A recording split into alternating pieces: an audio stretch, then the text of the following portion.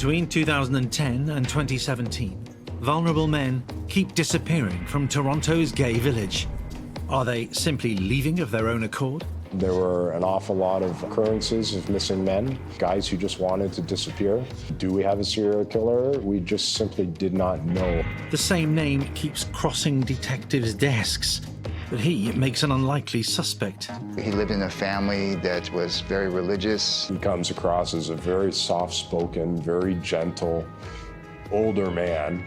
While investigators gather the evidence they need, the suspect is free to target new victims. I had said he is not allowed to go behind a closed door with another man. It's a tragedy. It's a horrific tragedy. What would it take to prove the guilt of a man who'd evaded detection for almost a decade? Which part of the puzzle would reveal the killer's mistake?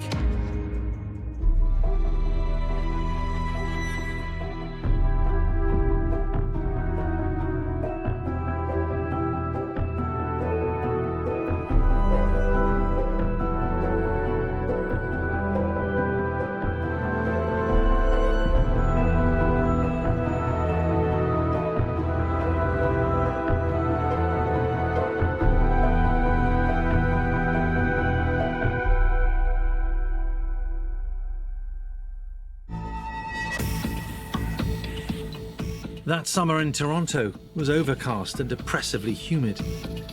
Towards the end of June, friends of 49-year-old Andrew Kinsman reported him missing. He had a regular routine, appointments that were missed, text messages and emails that were missed. Right away, people knew something was wrong and it was completely out of character. The investigation into Andrew's disappearance would be run by Detective Hank Itzinger. I'm a 30-year member of the Toronto Police Service. I've worked in our homicide squad since 2005. And in late 2012, I became involved in an investigation referred to as Project Houston. Project Houston was launched after a spate of disappearances from Toronto's gay villages some 7 years earlier. Scandinav Ratnam went missing in late 2010. He had last been seen in the early hours of September 6th, leaving a bar near Church Street with an unknown male. 40-year-old Sri Lankan refugee Skanda felt that he had found his forever home in Toronto's gay community. For a long time, the Church and Wellesley community has been a center in the city for the queer community in terms of being a place to gather, to socialize, to celebrate, to find support. I think when people talk about the church neighborhood, they think of it as overall a safe neighborhood. It's known for being a very open and tolerant space. It's the site of the gay pride parades, and it's a space that draws LGBTQ folks from all over the country and other countries. Skanda's disappearance went unsolved, and over the next 2 years, 2 more men were reported missing. Abdel Basir Faizi was a 42-year-old husband and father. His family knew nothing about his secret visits to gay bars. He was reported missing in December 2010. In October 2012, another family man who was leading a double life disappeared from Toronto's streets, 58-year-old Majid Kayhan. You had people, who had full lives, social lives, support networks, families, hobbies. There was no logic to why they would suddenly disappear. You've got 3 missing men between 2010 and 2012. We simply did not know what had happened to them. Then, in late 2012, an unexpected lead. After several men had gone missing, there was a tip that linked one of the men to a potential international or some kind of cannibal ring. The police in Switzerland were contacted by an informant. The informant told them he was part of an online cannibal fetish community, and he had been chatting with a user on the website who was identified at the time as John Jacob. And John Jacob told this informant that he had killed and eaten a brown-skinned male from Toronto's gay village. So the informant went online himself to see if there were any murder victims or missing men from Toronto's gay village, and he happened to find the press release about Scan and Avaratnam.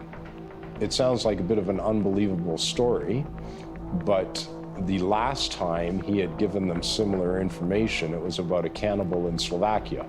Based on his information, the police in Slovakia ended up finding a cannibal serial killer and finding multiple victims around his property. Now that you have a witness who is telling you he's been privy to an online confession, now it becomes a murder investigation as opposed to a missing persons investigation. It was an intriguing lead, but it came to nothing. The individual posting online about killing and eating another man was nothing more than a fantasist. Well, the conclusions that we came to essentially in May of 2013 was John Jacob was not responsible for killing Scan and Avaratnam or any of these men. And at that time, there was no evidence to say any of those men had been murdered. Project Houston did not find the missing men, and in 2013, after all leads had been exhausted, the investigation was brought to a close. But 3 years later, men began going missing from Church and Wellesley again. Sarush Mahmoodi, again a South Asian male, married in the closet. A 50-year-old professional painter, Surush, was another refugee, this time from Iran. He was last seen in August 2015 near the home in Scarborough, Toronto, that he shared with his family. His wife notified police when he failed to return home from work one summer evening. The police were unable to trace him. In spring 2017, another man was reported missing, Selim Esen. He was a 44-year-old Turkish citizen. The last known sighting of him was at his home near Church and Wellesley around April 15th. Selim Esen, a lot like Scan and Avaratnam, a resident of the gay village, didn't have a permanent address, wasn't reported missing for about 2 weeks after he disappeared. 5 missing men over a 7-year period. Police couldn't tell if the incidents were linked. Was a predator targeting some of the most vulnerable members of Toronto's LGBT community? At this stage, detectives were unsure. Do we have a serial killer? We just simply did not know at that point in time what we were dealing with. These are people who do not receive the same kinds of attention from the media or from police when they go missing. If you look on the West Coast to the story of the Highway of Tears, there are generations of missing and murdered Indigenous people who have vanished without, much media attention or, police resources to find them.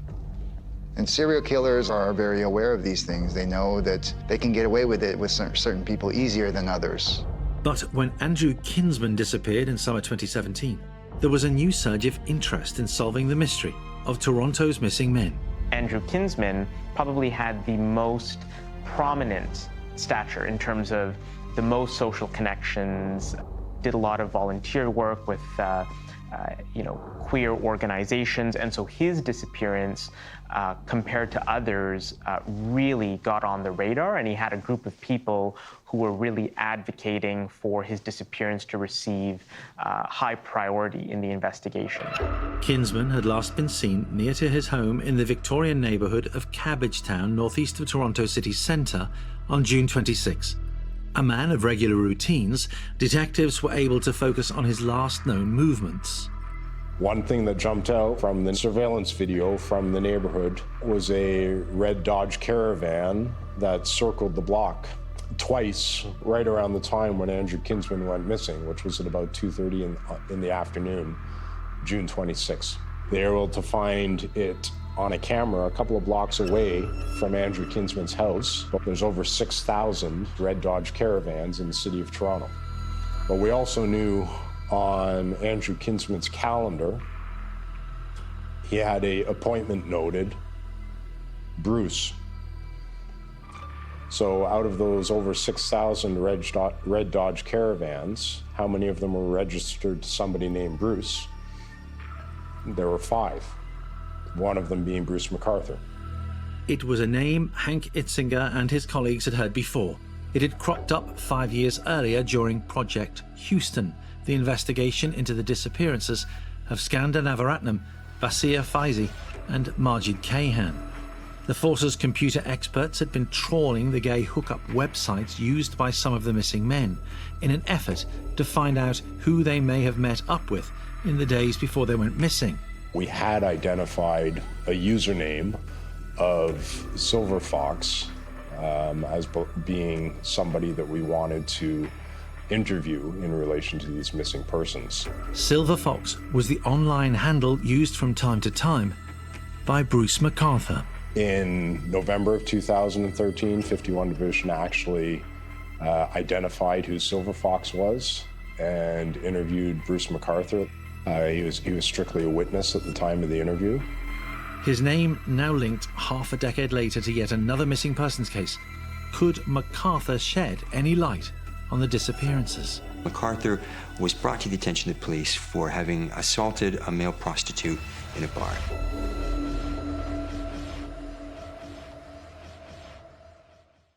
I think that's an interesting thing. This one piece will make 52 layers. Watch on mobile devices or the big screen. All for free. No subscription required.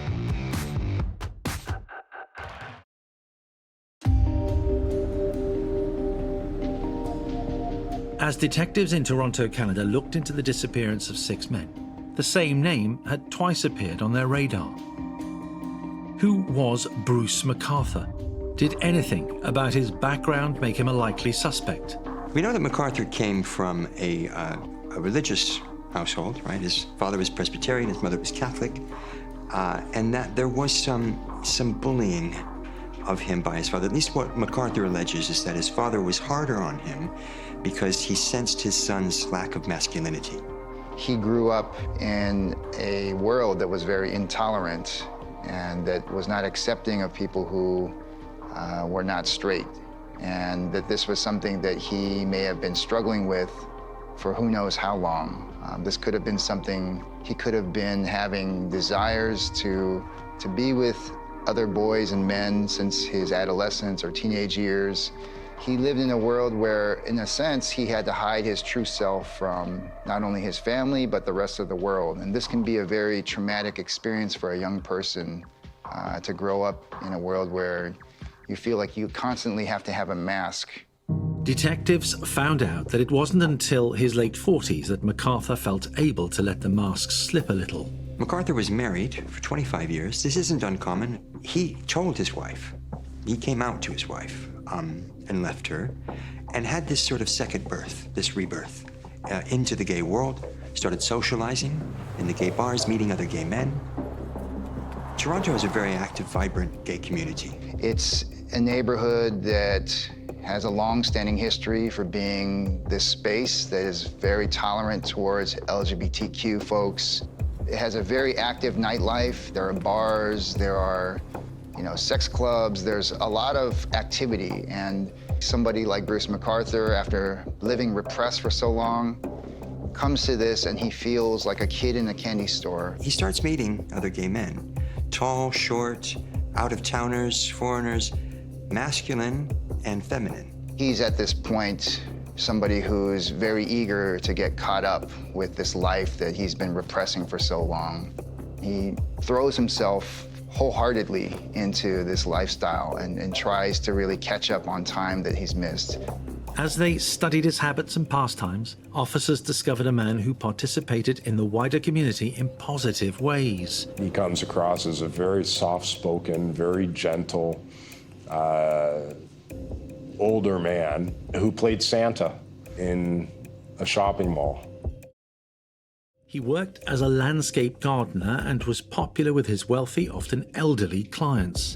But combing through old arrest records, officers also discovered another side to MacArthur.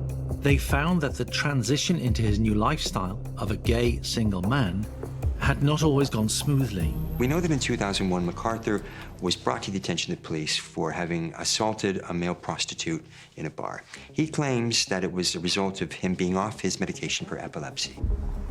I think this shows that he's beginning to experiment with different kinds of domination, and that he's enjoying the sense of power that he has over people. At this stage, it can still be purely sexual. He also may have felt rejected in that moment and felt angered by the fact that he was finally trying to live his true life, his true self, and embrace this, and then somebody told him no. MacArthur was sentenced to 2 years probation. A psychological assessment concluded that the risk for further violence from him was very minimal. Reading the report 16 years later in 2017, investigators wondered if the incident was a red flag. As part of his probation arrangement, MacArthur is ordered to stay out of the gay area of Toronto. This would have been, in my opinion, the straw that broke the camel's back. This was the stress. He's finally come out of the closet. He's leading this life that he enjoys leading, and now he's barred.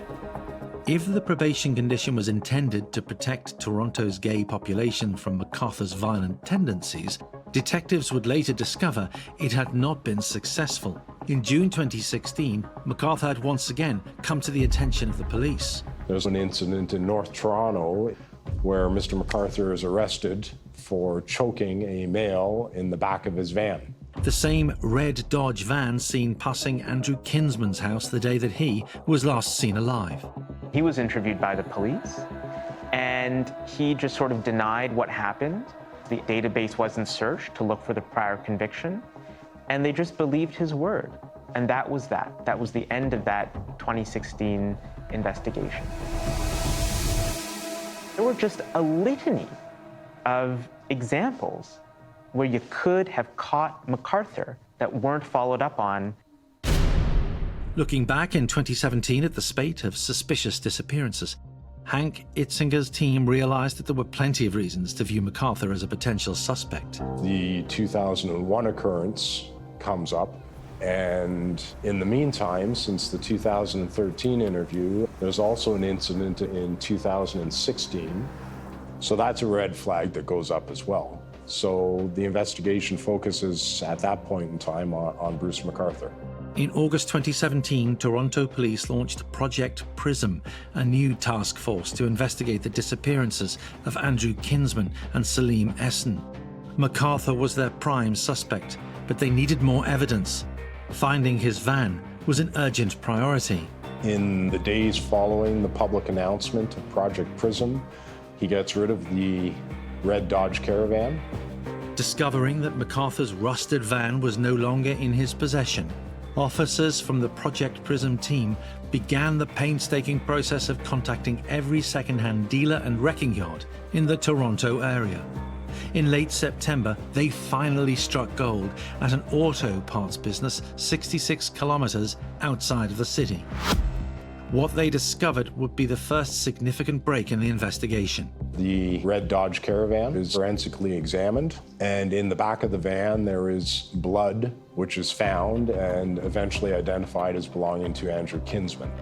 So once we have that information in November 2017, now it becomes evidence of a murder, and evidence obviously linking MacArthur to that murder. It was compelling evidence of MacArthur's involvement in whatever had happened to Andrew Kinsman. But what about the other missing men? Were they alive? Or had they become victims of a serial killer? Detectives decided not to bring the suspect in just yet. We have as much surveillance as we can muster, keeping an eye on him, identifying his associates.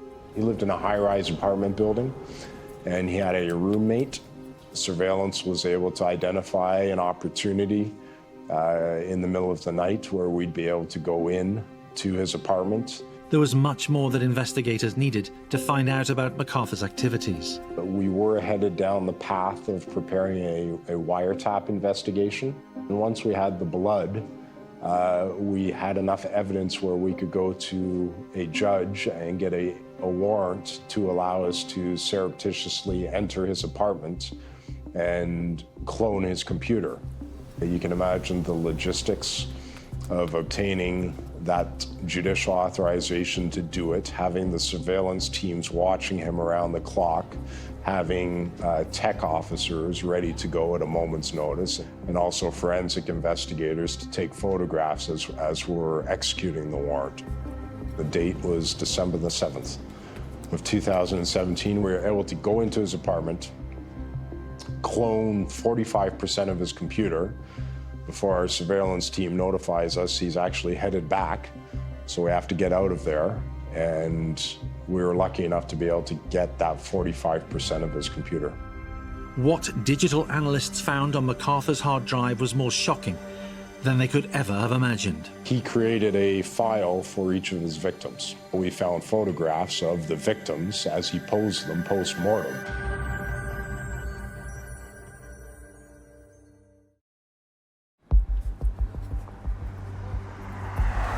When Project Prism officers examined Bruce MacArthur's digital footprint, they were left with little doubt that they were on the trail of a serial killer. He created a file for each of his victims. He had photographs in there of them when they were alive, photographs that he had taken of them, photographs of them on camping trips with a couple of the victims, photographs of them in previous visits and relationship-type photographs. But he also had photographs in there, post-mortem photographs. The images showed the bodies of the murdered men in posed positions, partially clothed or dressed in a fur coat, an unlit cigar hanging from their lips. The photos also revealed two other unknown victims. They had never been reported missing.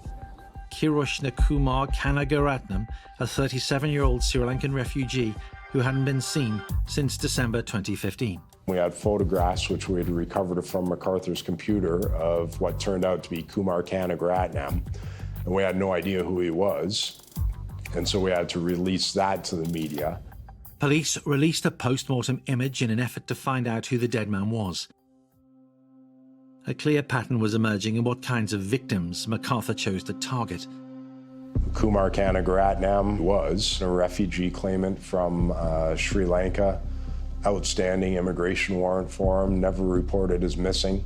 And we can only narrow down the timeline of his murder very loosely.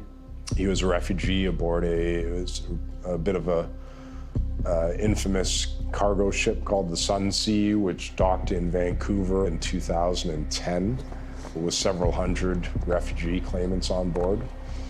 So really sad, vulnerable victims. Most of them. MacArthur, I think, got very careful after that 2013 interview to target some people who he knew probably wouldn't be reported missing. There were photos, too, of another unknown victim. Dean Lissowick, who, again, was never reported as missing, was a resident of the shelter system in Toronto. MacArthur sought out a certain type of victim. Immigrants, individuals who may not have had their whole family with them in Toronto. This fits the profile of the type of serial killer who goes for a victim that will not go noticed if they go missing. Certain that they were dealing with a serial killer, detectives used MacArthur's digital activities to build a picture of how he had become a killer and why he had chosen to take so many lives. He stumbles across this website, Recon, which is a fetish website. It's known for bondage, discipline, sadomasochism, BDSM. Once he had discovered this world, it was something that intrigued and excited MacArthur, and he knew exactly the role he wanted to play. He assumes a more dominant role, the dom, if you will, and seeks out these men who are the subordinates. For MacArthur and his sexual partners, this could have been a consensual way of enjoying one another's company, but MacArthur seems to have enjoyed going beyond what was normal or safe. Sometimes what happens is that you have a person who is experimenting with rough sex, is immersing themselves in a world of bondage and domination, and they, enjoy the power that they feel over another person, and it gets to this tipping point where the violence in play escalates to a point where they feel swept up in the moment, and the violence takes over, and it becomes fatal. And in the aftermath, they relive those moments, and they realize how much they enjoyed killing. It had happened once, Perhaps MacArthur saw no reason why it should not happen again and again. Once he decided he was going to kill, he would create those folders, and definitely speaks to premeditation. The power, the thrill of dominating them up to the point of killing them is a rush, and they continue having that sense of power by treating the remains, the corpses of their victims like dolls. They have this sense of complete and utter domination over them, and they enjoy the sense of humiliation and shame that they can, put these poor people through. In the early days of 2018, Bruce MacArthur was under constant surveillance as investigators gathered the evidence they needed to prove the full extent of his crimes. January the 18th, it was a Thursday morning. We had a surveillance team following him, and I had said he is not allowed to go behind a closed door with another man. So let's just keep following him, and unless he does that, we're going to leave him alone till Saturday morning. Well, Murphy's Law, of course, Thursday morning, he picks up a male who we had seen him pick up before, and he takes him back to his apartment at about 10 o'clock in the morning. The man in MacArthur's apartment was at risk of becoming his next victim. Surveillance officers needed to act fast. The investigator calls me and says he's gone into his apartment with another male. We're going to go and arrest him. So within 18 minutes, I believe, of them seeing him go into the building, they knocked on the door, and Mr. MacArthur came to the door, and he was placed under arrest right there and then for 2 counts of murder. And the 9th victim, who has never been publicly identified, I'll call him John, was found tied to MacArthur's bed, and he had had a hood placed over his head by MacArthur, and he had managed to wiggle the hood off of his head. And sure enough, there was a file folder on MacArthur's computer with the name of that 9th victim on it. So there's no doubt in my mind, whether it had been that day or a subsequent day, that John would have been victim number 9. 6 men reported missing.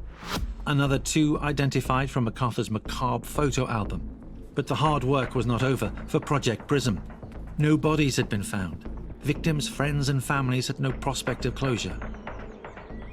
MacArthur was a landscape gardener. Had this given him a unique opportunity to conceal 8 bodies? Detectives searched the properties where they knew he had lived and worked. We were able to obtain our search warrants for the properties, and the one property where ultimately all the victims were found was on Mallory Crescent here in Toronto, and the ravine behind Mallory Crescent. This was a location where MacArthur stored his landscaping equipment, and it was an older couple who actually owned the house, but they had vacation property in Northern Ontario. So he really had open access to the property during summer months. And you can imagine their shock and their surprise when we show up and basically tell them, you have to get out of your house. We don't know when we're going to be able to give it back to you. But with temperatures rarely creeping above freezing that January, excavating the ground was going to prove difficult. It was a really, really cold winter here in Toronto. So the ground was frozen solid, and the canine units were first used on the property on Mallory Crescent, and one of the dogs gave us an indication on a planter, and the planter was frozen solid. So we ended up seizing 3 planters, and we brought them to our property bureau because they had to thaw out so we could search them. They started thawing out, and then the smell of decomposition coming from them was so bad that we were pretty confident that there was something in those planters.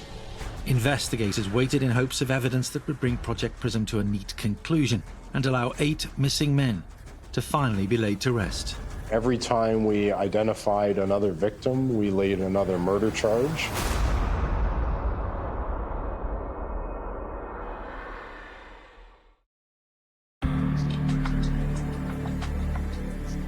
Excavations and exhumations are rarely simple procedures. In January 2018, Hank Itzinger's team were facing an unusually complex operation to recover the remains of 8 murder victims. A series of giant garden planters were the focus of the search. We ended up taking them to the morgue. The first thing the pathologist was able to do was x-ray one of the planters. He could make out that there was what appeared to be a rib cage in that planter. It was the first of many disturbing discoveries by forensic experts. They had to hoist this planter using a crane up onto an examination table and then use power saws to cut away the sides of the planters. And the first planter that they cut open, there were some human remains found in that planter, and subsequently in the other planters that we recovered from Mallory Crescent were the bulk of 7 of the 8 victims. All of them had been dismembered. Some showed signs of strangulation. Bruce MacArthur's methods for killing suggest that he was somebody who enjoyed having control. He was somebody who enjoyed dominating his victims and feeling the sense of power, the thrill of having power over another human life. This is something that he expressed with bondage and with binding his victims. It's also something that we see quite often in victims who enjoy strangulation. His methods for disposing victims show that he's somebody who's very calculating and rational. He's using objects that he has access to, which are planters, to hide the remains of his victims. This is also something that allows him to revisit these places where, he feels a connection to the remains of these victims that he's killed. The actual identification of the remains in the planters needs to be based on dental records, fingerprints, or DNA. Andrew Kinsman was in one of the planters, and Andrew had had titanium knee replacements. So when we found a set of titanium knee replacements in the remains, we were pretty confident that that was Andrew Kinsman. But he was actually still preserved enough that we were able to identify his fingerprints. Andrew was identified by fingerprints. Kumar Kanagaratnam was identified by fingerprints. Dean Lisselwick, who was never reported missing, was identified from the photographs that found on MacArthur's computer, and then ultimately DNA from the remains. The majority of them were identified through either DNA or dental records at the end of the day. MacArthur's method of hiding his victim's body was not only practical, it may also have given him an illicit thrill whenever he was near their remains. MacArthur discards of his victims' bodies in the same place that he's working, in these gardens, in these pots. Now, one could perhaps assume that this is a disregard for his victims. MacArthur might have wanted them close to him. These would have been his totems, his trophies, his talisman around him while he's working. Bruce MacArthur kept lots of mementos from his victims, including their hair. And this is another common practice amongst killers. They enjoy having small items that remind them of their victims. These are things that serial killers return to between kills because it gives them a small dose of the rush that they felt when they killed. But ultimately, over time, the gratification they get from these items begins to taper off, and they begin to seek out a new victim because these items can't ever live up to the real thing, to the act of killing another person. Over the course of 5 long weeks, investigators continued to unearth human remains. Every time we identified another victim, we laid another murder charge. And every time we did that, we had to bring MacArthur back to court, advise him of the new charge, and put him before the courts again. And he never said anything during any of those interactions.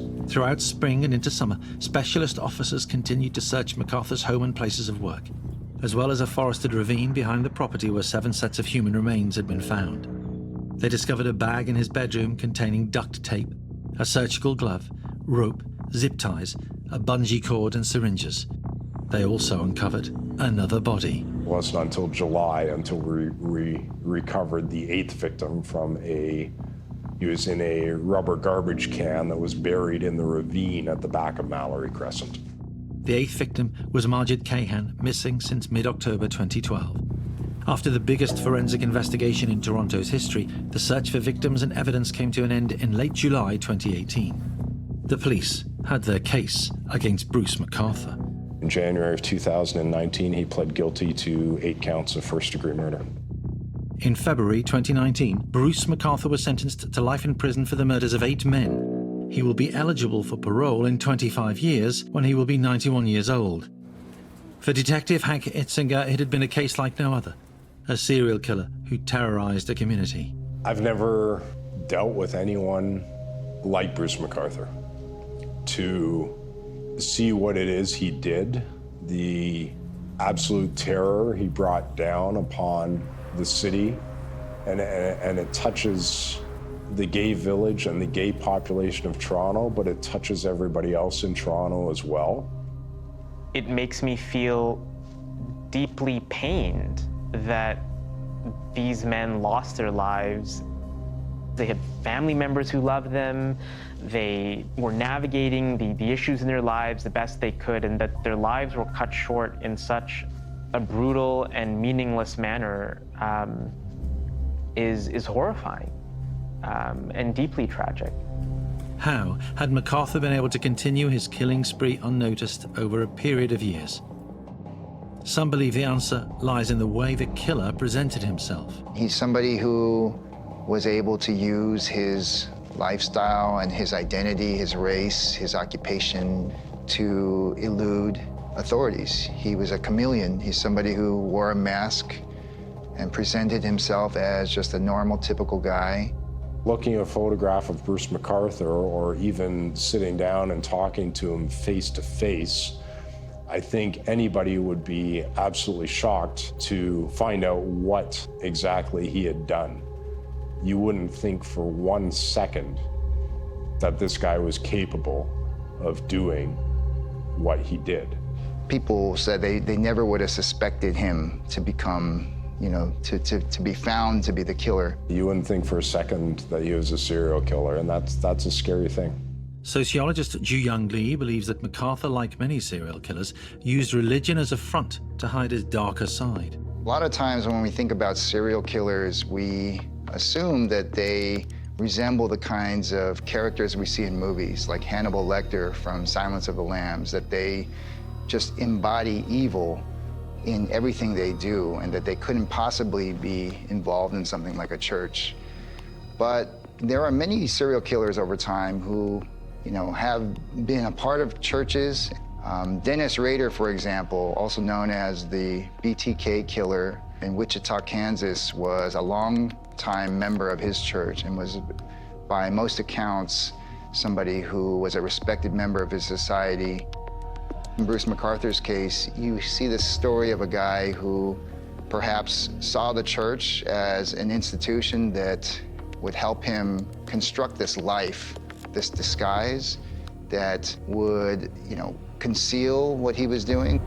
MacArthur may also have developed his early experiences of killing to perfect his practice. One thing we know about serial killers is that they learn, they develop better strategies and techniques over time because they make mistakes, and they begin to develop a routine, a ritual that they use to not only perfect the way they kill people, but also to conceal evidence of the killing itself. Bruce MacArthur may have been somebody who began sort of getting swept up in the moment and killing his first victim, and then in the aftermath realizing he liked it. But over time, because this is a career of killing that spans quite a bit of time, he's somebody who is perfecting his technique and is learning from past mistakes and is becoming very organized and careful in his thought process. And that includes selecting victims, that includes how to dispose of their remains so that he doesn't get caught. He's somebody who's continuously refining his strategies and getting better at it over time. MacArthur avoided ever using his real name online, met with victims in places that weren't covered by CCTV, and avoided contacting them by mobile phone. Activists like lawyer Shakir Rahim believe there's another dimension to MacArthur's ability to evade detection. the race, sexuality, precarious living arrangements, or economic status of his victims. The fact that it took so much work to make people accept and understand that the racial and sexuality dimension of this case was part of why MacArthur was able to continue what he was doing for so long. And the fact that the police were reflexively defensive, that even the media didn't really pay attention to this angle, that even some members of the community did not fully emphasize or think about race when it came to these victims, that was deeply upsetting to me. Race plays a big role in this case. It plays a role in the sense that Bruce MacArthur, as an older white guy, is not somebody who, on the surface, is somebody who would elicit a lot of attention from police. He's not somebody who is under the same kinds of surveillance that, let's say, a black man or an indigenous man or a brown man who is Muslim is under when they come into Canada. So, you know, in a lot of ways, Bruce MacArthur's race helped him evade the authorities for so long. It also plays a role insofar as that some of his victims were also brown men who were living in communities that were not as open and tolerant of the gay lifestyle. We've seen it in cases of serial killers in the United States who've also preyed on vulnerable members of the community. And so, to me, it does seem that it is an invitation to individuals who are wanting to do such horrific things because they know they can get away with it for a long time. And I think the interactions MacArthur had with police over many years with many different officers, despite many different entry points that should have raised a red flag, is illustrative of that. MacArthur's mistake in the end was thinking that no one would care or notice if his victims lived or died. Some of the men were known to go to bars or clubs in the village, and they had people that they knew there, and when they went missing for a period of time, it was noticed that they were not there. This was especially true for Andrew Kinsman, who did not fit the same profile as MacArthur's more vulnerable victims. Andrew Kinsman was a bit of an anomaly. So he had that fixed address, he had that fixed schedule. A lot of these victims, there was quite a delay in the reporting of them being missing. And with Andrew Kinsman, right away, people knew something was wrong and it was completely out of character. I call it Bruce MacArthur's big mistake.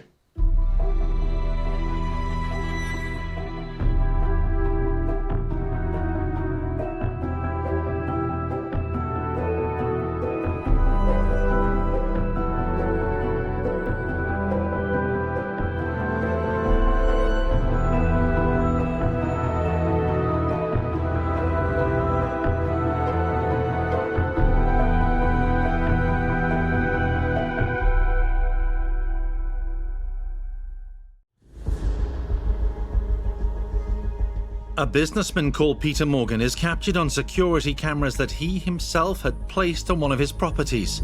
He's moving a large package. We're able to see the arrival of Peter Morgan outside the outhouse. That same day, a young mother had uncharacteristically failed to turn up at the school gate to collect her child. Officially, she was missing. Consequently, the school contacted her mother and her best friend, who made inquiries, but they were unable to raise her via her mobile telephone. Piecing together the events of January 12, 2016, would reveal a desperate tragedy involving a multimillionaire and a young woman. This young, beautiful, intelligent woman, and she's happy, she's empowered. Georgina Simmons had been murdered. How would detectives piece together the case to bring her killer to justice? What would be a killer's mistake?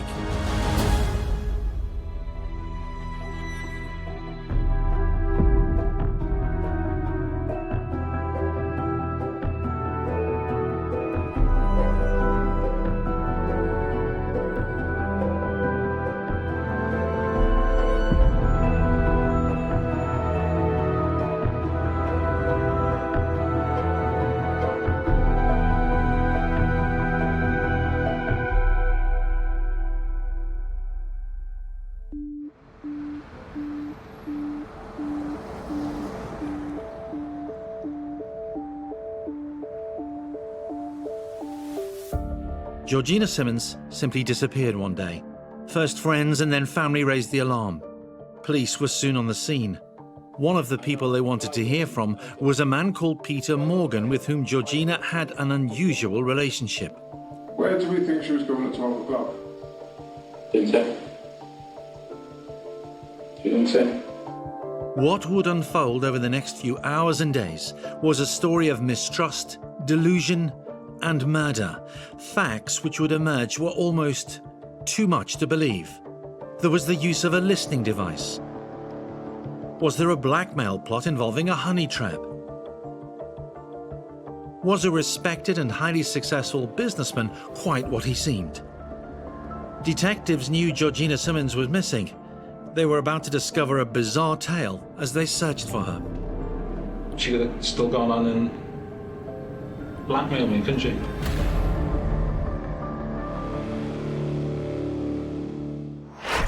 Georgina Simmons, popular in her hometown of Newport in South Wales. Georgina liked to be out and about, socialising and engage in a high-energy, high-fun lifestyle. A mum in her teens, the trained beautician doted on her baby. Money could be hard to come by, though, so the offer of a part-time job as a dancer at a local club appealed. Georgina took the first step on a journey that was to completely change her life. Making the move from dancing in a burlesque club to high-end escort work may have been one of the ways that she saw to solve her issues with money. Her new work paid the bills, but it was a job, no more. There's definitely a set of myths and stereotypes around the experience of being what's classed as a high-class escort. It's very much seen as, you know, living this amazing life and having a load of money and having all these designer goods, but in reality, you're being paid for as a commodity, as an object, as a service.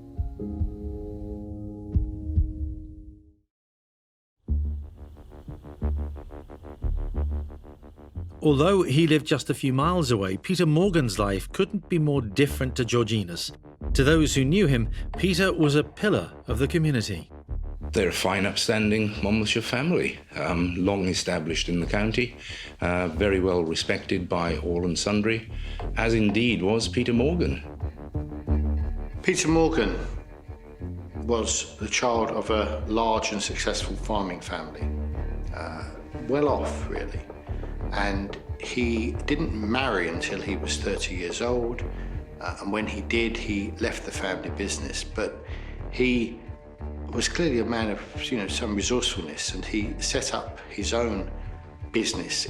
Morgan had spotted a gap in a market, and he had the business sense and family connections to exploit it. Peter Morgan in the late 90s, early 2000s started a business where he sold prefabricated chicken huts. That became exceedingly successful, and in the late 2000s he sold that for many, many millions, making him a multimillionaire overnight. Thereafter, the money he used from the sale of that business he put into property, and again he became exceedingly successful with a large property portfolio in the South Wales area. It seemed Peter Morgan had a gift for making money. Life for him and his family was looking good. Life was absolutely rosy. You know, these were people at the upper end in their locality in terms of their wealth and in terms of their lifestyle. Now he had no need to work, Peter Morgan turned his restless energy to pleasure. As Peter Morgan is approaching his 50th birthday, he, by his own admission, suffered something of a midlife crisis, and this saw him making extravagant purchases on an American tank, some guns, an AK-47 and an Uzi. He always had a hang-up about getting old.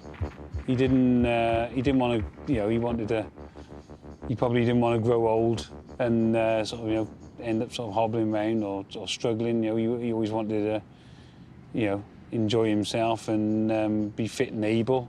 He used to say that would play on his mind a lot about getting old, you know, and I think he just sort of, he wanted to enjoy himself as much as he could before he grew old. It was also about this time that he developed a taste for going to lap dancing clubs. This type of behaviour has a commonly used description. A midlife crisis is a psychological experience where someone is reflecting upon where they are in their lives and where they want to be, and they can have a sense of not being satisfied or fulfilled with who they are. Often during this time, we may see people make changes to their wardrobe. They may buy expensive things in an effort to help them feel different. They may change their clothes, change their hair, and all of this is in an effort to actually increase their self-esteem and their self-confidence about themselves. Around this time, Peter Morgan wanted glamorous female company. Years earlier, he'd been on a trip to the Netherlands when he'd hooked up with a call girl. Could the millionaire South Wales man do that closer to home? He went with some friends to a lap dancing club in Cheltenham.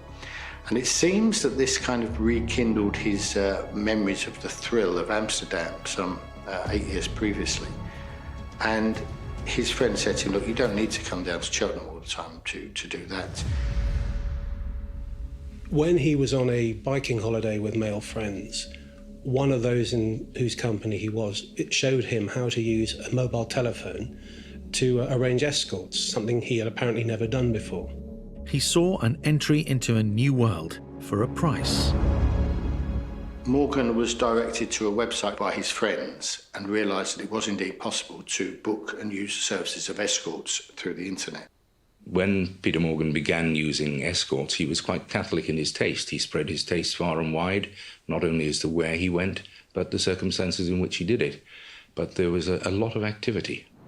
It sort of hit me like a brick wall, really. The problem was I didn't know what to say, really, because, you know, even though I knew it was wrong and I was completely shocked by it, but the thing is with Pete is you knew that whatever, you know, if you agreed with it or you disagreed with it, which I, you know, obviously disagreed with it, you wouldn't change his, you wouldn't stop him doing that.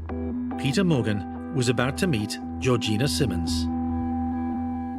It was through using this site that he first met Georgina Simmons, who was a 22-year-old girl who'd been a burlesque dancer in a lap dancing club, and then had decided to branch out by offering her services as an escort. It was a meeting that would change both of their lives forever. It was his practice up until meeting Georgina that he would always use a different escort on each and every occasion and never return. However, Georgina proved a different case in point, and something about her lit something in him, and she returned more than once.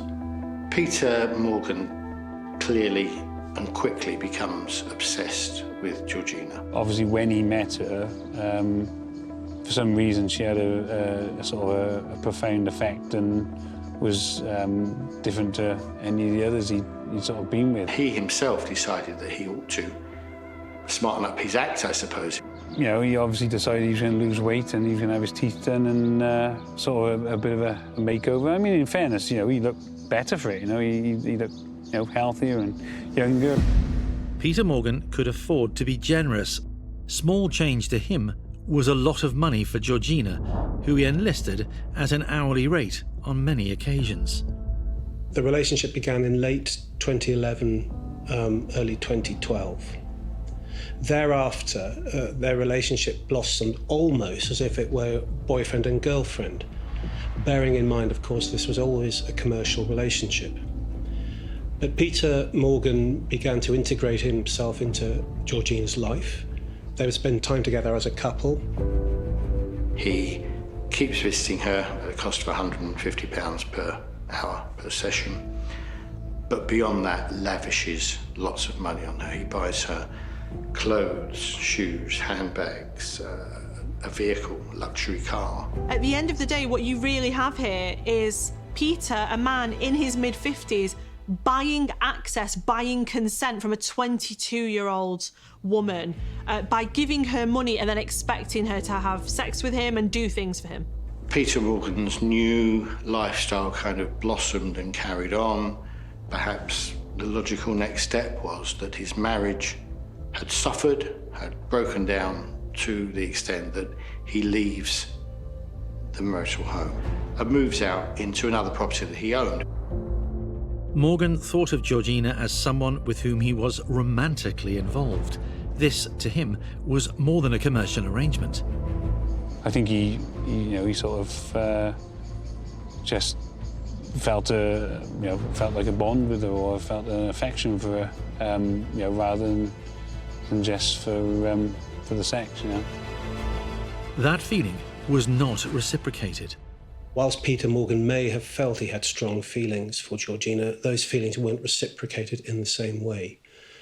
And it became apparent that what Georgina wanted out of their relationship was to benefit financially and ultimately go her own way and commence a new life. He did seem different with George, when he first started mentioning her, you could tell he was sort of taken by her. From Peter's perspective, life was probably absolutely fine, very good. He had money to do anything he liked, and he had this, to him, beautiful, attractive young girlfriend, and the fact that it was costing him quite a considerable sum of money every week to make her his girlfriend kind of didn't matter. He could afford it. It was just another one of life's expenses that needed paying to keep his life at the high standard he thought it was.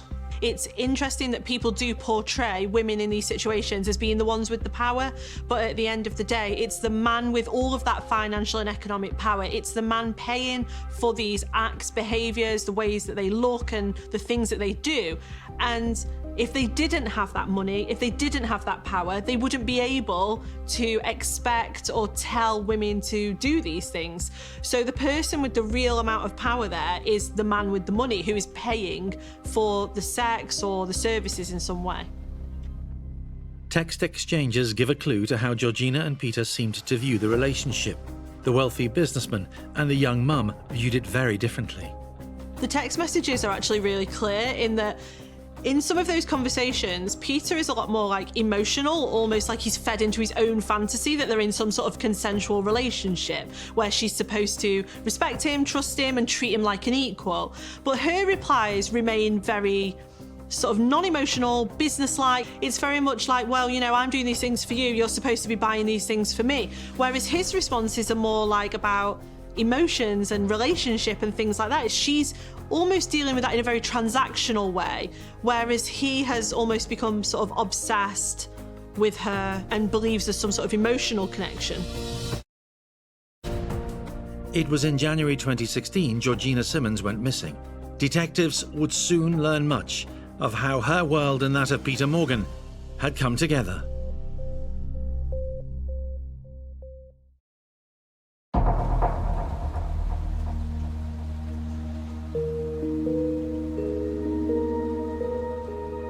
Peter Morgan made Georgina Simmons an offer to live in a luxury house on an estate that he owned.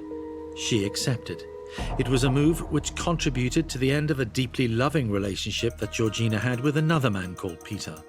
Morgan's defence barrister believes that Georgina's decision is evidence that she was emotionally involved with him. There's no doubt at all that she regarded Peter Morgan as a sugar daddy who could fund the excesses to which she wanted to aspire. But I think underneath it all, she did have a certain liking for him, although I don't know how intense that genuinely was. With money no object, Morgan now even began to change the way Georgina looked to fit his image of the perfect woman. Peter is at the point now where he's modifying what Georgina looks like. He's paying for her breasts to be bigger. He's paying for her to be thinner. He's, paying for liposuction of a 24-year-old woman. She is a commodity. She is an object of his desire that he controls using money. She's a product. She's a service to Peter Morgan. He gives her a set amount of money for the things he wants, the behaviours he wants, the pictures, the sex, things like that. She really is, at this point, like a living doll to him. Peter Morgan always had a strong desire to be in charge. Now, the sugar daddy in his 50s wanted nothing less than total control over Georgina Simmons. And he didn't care how much money it took. What you really have here is Peter, a man in his mid-50s, buying access, buying consent from a woman by giving her money and then expecting her to have sex with him and do things for him. She had a house a car and plenty of money, but Georgina was paying a high price. Her old life was gone. She'd lost friends that she'd grown up with. She was at the beck and call of a man who, bit by bit, was taking control of her life. There's going to be days where she doesn't want to do it. It's going to be days where she doesn't want him coming in the house and demanding sex off her. You know, she's going to be ill sometimes, she's going to be tired, she's going to want to spend time with her daughter and do things like a normal 24-year-old does. But the thing is, he had so much control over her that she has to live this job 24 hours a day. He was paying for exclusive access to her 24/7, so she didn't have a choice. Peter Morgan wanted it all: the happy home life from his past, an attractive woman for his future, all at his beck and call. And what's easy to get lost in this whole story is this is a man who is married. He's still married during this entire thing. He is lying to his wife. His wife has no idea that this is happening. I think he wanted everything to stay the same as it was at home, and I think he wanted to have Georgia on the side, you know. And he increasingly wanted Georgina all to himself. I think, you know, in fairness, she sort of seemed to, you know, I think that he sort of, to a certain degree, it made him feel young again. Morgan, having set up Georgina in a remote bungalow in the grounds of Pencoed Castle, agreed to pay her £7,000 a month. But she had to agree to lose her other clients. The property that he set Georgina up in was quite remote. You didn't pass it going anywhere, except perhaps to go to another property he owned beyond it, which was in a state of disrepair. And so there was no real chance of her being seen by accident by a passerby. So it was, in a sense, an ideal place for him for that purpose. Peter Morgan, of course, put a roof over her head in one of his own properties. He provided her with a BMW X5. He paid for beauty treatments. He paid for visits to London, to the Shard and so forth. Peter felt that he had found the woman of his dreams. He was besotted with her and was willing to risk that family and that life to be with her. He thought he could achieve that because he had the wealth and the power to do it. But while Peter Morgan may have had unreal expectations of a new life with Georgina fueled by his money, she didn't see it that way. So this is a fantasy, essentially, because in reality, Georgina, who is young, she's got a whole life ahead of her, is not going to be interested in a relationship or consensual sex with Peter Morgan. So he's created this fantasy, essentially using money, using financial power. In reality, if he was to walk up to her in a bar or in a street and pay her attention, would she be interested? Probably not. That's the point, though, of buying consent, is that when you have so much financial power, you can control how that woman responds. You can buy her behaviour, you can buy sex, you can buy consent. It soon became clear to investigators when Georgina had disappeared that she had either run away to escape an increasingly coercive relationship, unlikely given her love for her child, or that she had come to harm. I think you'd probably find that living in that house is very much like being in a prison, because you're being paid to live there. She can't have other partners, she can't have friends round, she's got this lovely house, she's got all this money. But this woman was being held captive by a millionaire, essentially. Georgina had had a long-term boyfriend who was himself in a dark place. She would soon learn that he had taken his own life. Everything changed after the tragedy. This, of course, had an awful effect upon her and caused her to perhaps go off the rails. And she sought solace in the affection of others, not Peter Morgan. That was possibly the trigger for a downturn in the relationship between Georgina and Peter Morgan. She was a bit depressed. Did Georgina blame Morgan for her former friend's death? Was she feeling isolated in a home owned by Peter Morgan? Either way, by November 2015, the relationship between Morgan and Georgina was getting worse. So this caused a change in their relationship because Peter Morgan picked up on this, the fact that Georgina wasn't the same happy woman that she had been just a few months previously. And he was concerned that everything was going to be thrown back in his face as well. So you had this deterioration, each of them thinking that the other wasn't the person they were just a short time before. If someone had said to me before this happened, you know, if this was going to happen to someone who was the last person on earth you'd think it would happen to, I would have said my brother. Peter Morgan began to suspect that Georgina was seeing somebody else. He took outlandish steps as he spied upon her. We know that Peter Morgan became more concerned about Georgina. So online, he buys himself a listening device. It just cost him £45. It's a device that looks like a plug adapter. In fact, it contained facilities for putting in a SIM card, which when dialed into would activate a microphone, which in turn would allow the person at the other end of the phone dialing in to hear what was going on in the immediate vicinity where that plug was situated. You can access it just as if it was a mobile phone of somebody else. And that's indeed how Peter Morgan tried to cover his tracks, because in his phone he had the number for this listening device listed as Isabel. He accessed her text messages in an effort to find out more about what he may have been concerned about. Peter Morgan bought the listening device, set it up in Georgina's bungalow. The fact was, it was very unlikely he was ever going to get reassurance from what he heard from that recording. It was only ever going to be bad news. But none of it's real. And yet he's expecting things like trust, respect, and he becomes jealous. He becomes obsessive, he stalks her, he puts listening devices in her house, you know. He's got to the point where he's actually really controlling. And it's interesting that he almost can't even see that it's him who manufactured this entire situation in the first place. It was his money, it was his idea. He's put her there, he's paying for these things. Peter Morgan suspected that there were other men in Georgina's life. And he took steps to either satisfy himself that was the case or otherwise. For days on end, he would obsessively listen to the recordings from Georgina's home.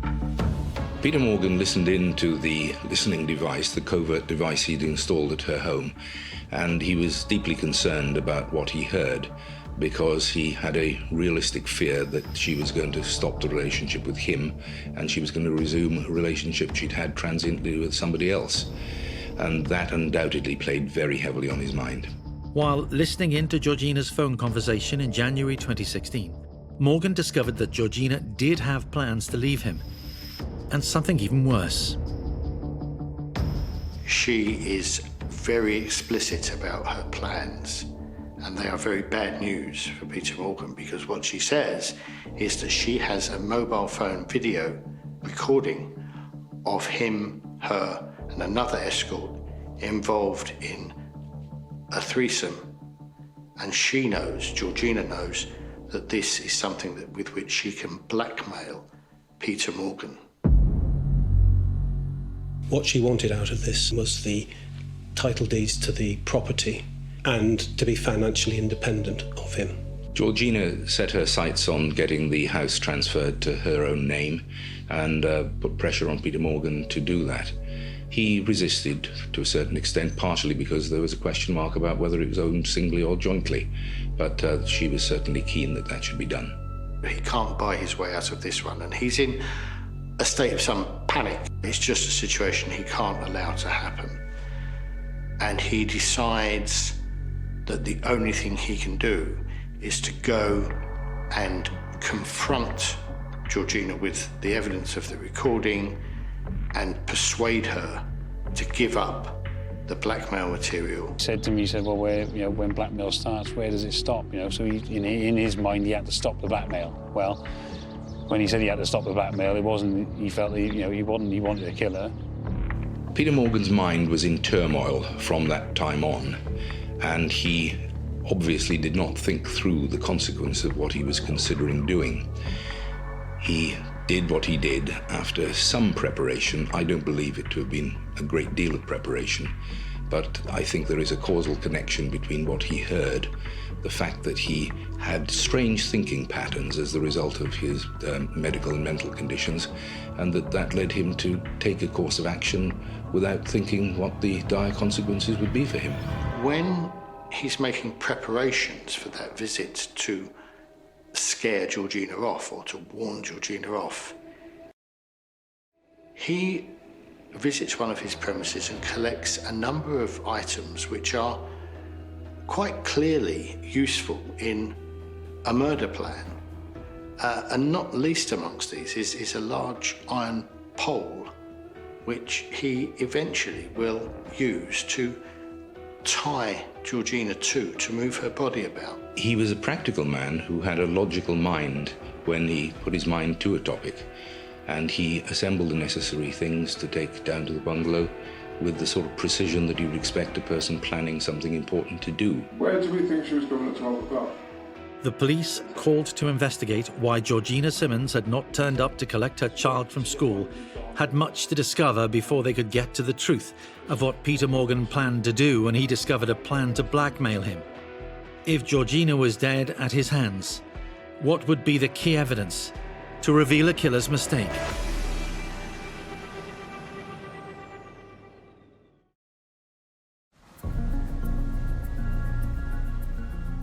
Peter Morgan, detectives would learn, tortured himself by listening in on the life of Georgina Simmons. Barrister William Hughes would one day lead the prosecution case against Peter Morgan. From the phone records, it was established that during November of 2014, he rang in about 100 times. He rang in over 250 times during December. So he'd gone through a week where he literally, not that he'd told me before, but that he hadn't really slept. You know, he was sort of beside himself and was listening probably regularly on the listening device at that point, unbeknownst to me at that time. He was on the phone to Isabel, which was the name he described the listening device as in his own mobile telephone, for many, many hours, often into the middle of the night. Morgan wanted things the way they were between him and Georgina. He was going to offer a deal. But he was very conscious of the fact that he had one primary intention in life, and that was to keep the relationship with Georgina Simmons going. I don't think he went there with the express intention of committing murder, but he went there reconciled to the possibility that that might be what happened. I mean, that was only probably 3 days before it happened, and I think the critical patch talking to him or a critical period was the week before. The week in the lead up to it was where everything changed, really. You know, that was where it took a massive downturn. There is clear evidence that if Georgina did not acquiesce to his demands, Peter Morgan had plans. Either he was going to have her or no one else would. Indicative of that was a list of items he typed into his mobile telephone during the night of the 11th of January. That included the items polythene. And an iron pole, which became important. So he got those together, gathered them together, put them in his car, and drove across to the bungalow to go and confront Georgina Simons. He wants to scare or dissuade Georgina by paying her off or frightening her so that she doesn't disclose the tape. But ultimately, he knew he had to have a plan B. And while he says that his intention was only to warn her off, he took with him pieces of equipment that fitted in with his murder plan. Murder was certainly his plan B if plan A didn't work. Morgan arrives at the bungalow to confront Georgina. He went round and sat with her on the couch. He tells her that he knows from the secret listening device that she wants to blackmail him and then dump him. He would later claim that it was now he made his offer. He indicated that in due time the property would be transferred into her name. He'd also provided for her financially in a very substantial way throughout the period of their relationship. And it may be that had she lived, that have gone on for a period of time, notwithstanding her own intentions and her own ambitions that she confided to others. Obviously, none of those involved Peter Morgan. She refuses to give him the video footage, refuses to return to the old ways. What he was to tell those investigating in the court was that he used a homemade ligature to place around her neck. He just said, you know, she wasn't easily frightened. So I think he came up with a sort of an unplanned plan and thought that he had to sort of frighten her into not blackmailing him, which obviously in the last moments backfired, and I think when she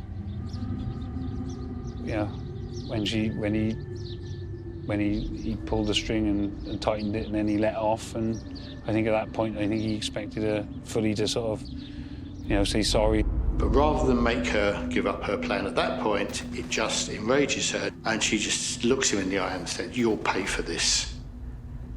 And at that point, he realises that there's only one way to go from here, and that's to carry on with what he's doing, and that's when he kills her. Peter Morgan tightens the ligature again, and this time he doesn't let go. As Georgina begins to pass away, he places a blanket over her face so that he doesn't have to see her die. Having just killed Georgina Simons, Peter Morgan takes a pause for a time, thinks about what he's done, what his next move is. He feeds the dogs quite calmly, and then he takes the long metal pole that he's taken with him. He had cut the bar so that it fitted in the back of his Porsche Cayenne SUV. Using items he'd brought with him, polythene, ties, snips, and so forth, he bound the body up in polythene.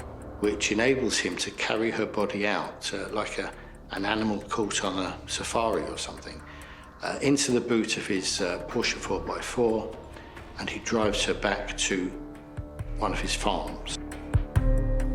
And whether or not Peter Morgan had forgotten about this, there was also closed-circuit television. So we're able to see the arrival of Peter Morgan outside the outhouse. We see him opening the boot of the vehicle, take out Georgina's body, carry it into the premises, and then return a little while later without it.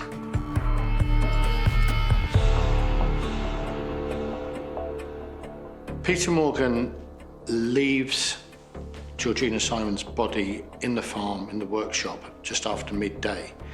At 3:15 that afternoon, Georgina's daughter is released from school, but her mother's not there to pick her up.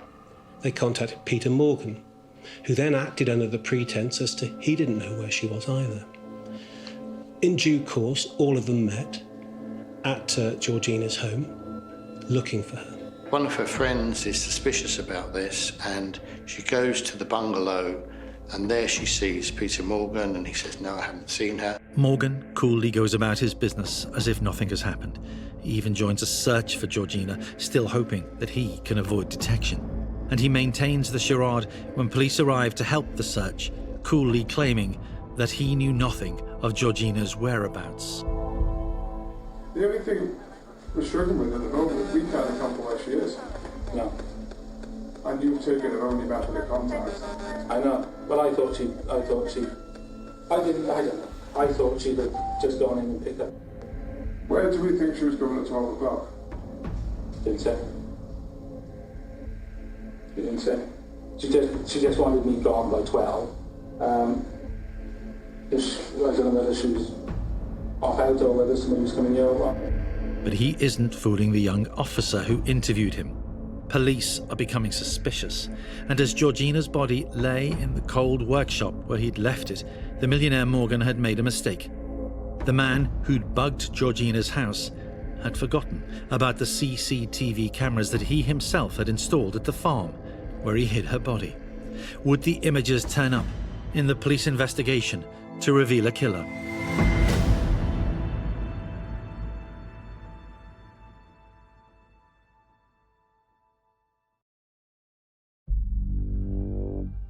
At a house on a large country estate in South Wales, police are gathered with friends of Georgina Simons attempting to understand where she might be, having been reported missing. They attended and in due course discussed with all present as to her final movements, what they'd seen of her, what she may be doing, whether they'd been able to contact her phone. This was recorded on the police officer's body-worn video. The only thing we're struggling with at the moment, we can't account for where she is. No. Morgan was about to lie. Where do we think she was going at 12 o'clock? Didn't say. She didn't say. And I know, I saw the footage where he lied to the police when they were looking for her because they'd been reported her missing, and that was the toughest part for me, for sure, for the whole trial and everything, because he obviously lied to the police. But there was no plan in my mind. There was no plan whatsoever for him to sort of go and do that. But there was a plan. Why else pick up what would become the murder weapon and means of moving the body? Would that fact lead to Morgan being charged and convicted for murder? Just as he had forgotten about the still-to-be-found CCTV at the farm, so Peter Morgan didn't think to switch off Georgina's phone until he reached that very same place where he was to hide the body. A police search revealed that it transmitted its last signal from the precise area. Part of the pretense Peter Morgan had put up is that he didn't know where her phone was. But towards the end of the evening, he suddenly announced to those investigating that he knew where her phone was. It was in fact in his Porsche motor car at another location. He had put it in there apparently to stop her buying drugs, stop her harming herself. As you can imagine, at that point, those investigating became more sceptical with his account and asked him to accompany them to Maindee police station, which indeed he did. Morgan will soon be at the local police station talking to trained interrogators. His story is too thin for even Morgan himself to believe. Peter Morgan goes to the police station where they're dealing with the case, and he's there for some 3 or 4 hours, and eventually he's in conversation with officers, and he said, look, I just can't keep this up anymore. I killed her. Her body is in the workshop. I'm really sorry. I loved her so much. The confession was extraordinary, although it evolved so that not a consistent account was given in each of the 4 long interviews. But I think he came to the conclusion that the game was up, that his attempt to conceal the body, which had been a very amateur, pathetic attempt in truth, meant that he knew that he had been found, and that therefore he thought the best thing to do was confess what he had done. Morgan calmly tells officers that he has indeed murdered Georgina. Well, I had the intention to kill her, didn't I? But I didn't. Okay. But so if she'd have been worried and said, "Oh no, I won't do it," and all, I'd have been okay with it. But when she saw it, you know, the trouble was once I sort of attempted to murder her, I'd been in a hell of a lot of trouble for that, and she could have still gone on and blackmailed me, couldn't she? Peter Morgan continued to show virtually no emotion or remorse about the life that he had taken. When I first met Peter Morgan, I was very surprised at how calm he was, how apparently relaxed, and entirely candid about what he had done. And he didn't seem to have difficulty reconciling himself to what he had done.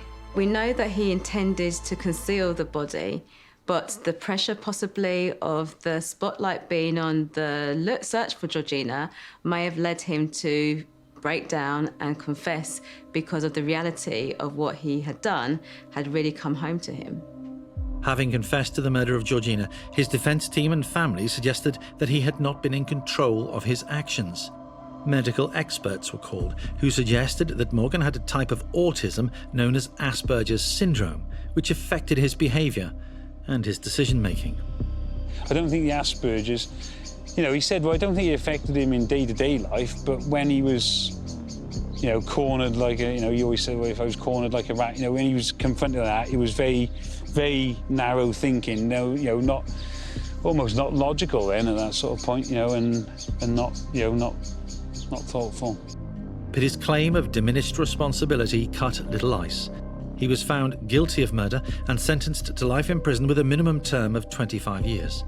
Passing sentence, Mr. Justice Garnham described it as a carefully planned and calmly executed murder. You might have loved her. She did not even like you, he told him. He's almost like moulding her into this doll that he gets to use, abuse, play with. He has total control over her. And then when she then threatens that control, that financial control, and he hears her talking about, you know, maybe I could exploit him, that's when he realises that he's losing control of her, because essentially he knows somewhere deep down that the only control he has over that woman is finance. So if she takes back that control, she takes away the financial control, what does he have left? He knows that she won't be interested in him. She's not going to stick around.